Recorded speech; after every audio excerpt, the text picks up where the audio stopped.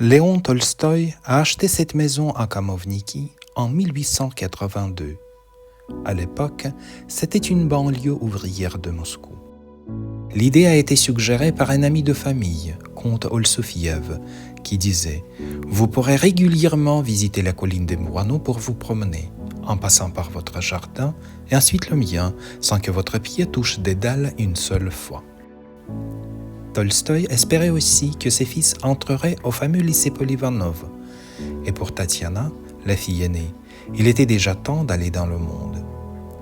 Passer les hivers à Moscou semblait donc un plan judicieux. En effet, l'achat d'une maison était plus pratique que les recherches annuelles en quête d'un appartement à louer avec assez de place pour une famille de 10 personnes.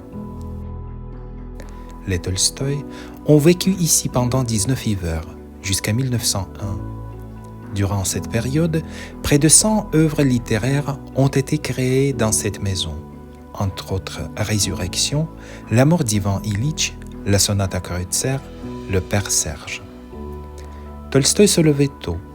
Son jour était partagé entre 4 types d'activités, qu'il appelait lui-même ses 4 attelages: travail physique, travail intellectuel, travail artisanal et communication avec les gens. L'écrivain faisait lui-même sa chambre, brossait ses vêtements, cassait le bois, chauffait les fours, apportait de l'eau du puits qui se trouvait dans la cour. Il a même appris la cordonnerie et donné à ses amis des bottes faites avec ses propres mains. Tolstoï aimait bien se promener dans le jardin près de la maison. Si on écoute attentivement, on peut entendre ici la voix du patriarche de la littérature russe.